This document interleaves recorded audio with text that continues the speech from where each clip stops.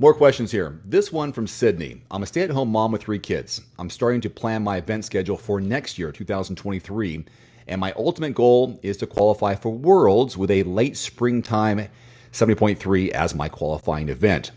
What type of events, Wendy, do you suggest leading up to my 70.3? I've been doing triathlons for 3 years, finished an Ironman in 2021, did an Olympic and 70.3 this past year.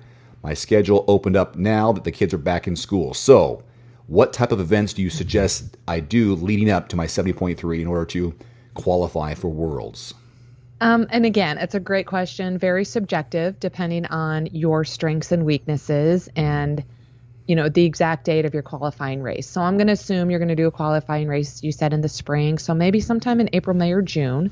So the events I like to do leading up to a 70.3 are a couple half marathons, so run only events, as well as a couple sprints and a couple of Olympics. A couple meaning, maybe 2, maybe 3, maybe 1.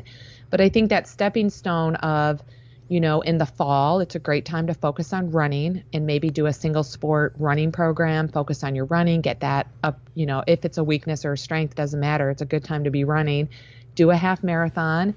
And then at the beginning of 2023, if you can find any sprints or Olympics, usually they're in the South, like Florida or maybe Texas. You can find some events, or it just depends on where you live, or do your own race simulations. But I think doing some of those, what I like to call B or C races, less important races. They're all important and we all want to do as well as we can in the least important races, but they're just good stepping stones leading up to your A race, which is the 70.3, qualifying for the 70.3 World Championships.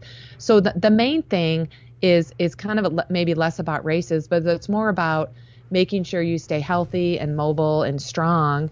Again, something to work on now, kind of out of season in the fall, and then work on your weaknesses, whether it's swim, bike, or run, and making sure you do maybe put some more time into that weaker sport in the fall, so you're ready to hit 2023, ready to start more of a multi-sport training plan with more swim, bike, and run, and getting ready for events. One other thing I want to point out, I think your idea of racing, I think the races is only going to help you get more experience in a race setting with your mindset. Mm-hmm. And then also, you're going to learn about your physical preparation, whether it's working or not. So I think planning ahead is a great idea of what you can manage and what you can do.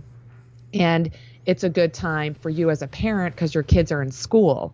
And so you're kind of planning that spring event, kids are in school, and then maybe you can have a little bit more freedom. You've qualified, kids are out of school in the summer, you spend more time with the kids, and then you start training for the fall 70.3 World Championship.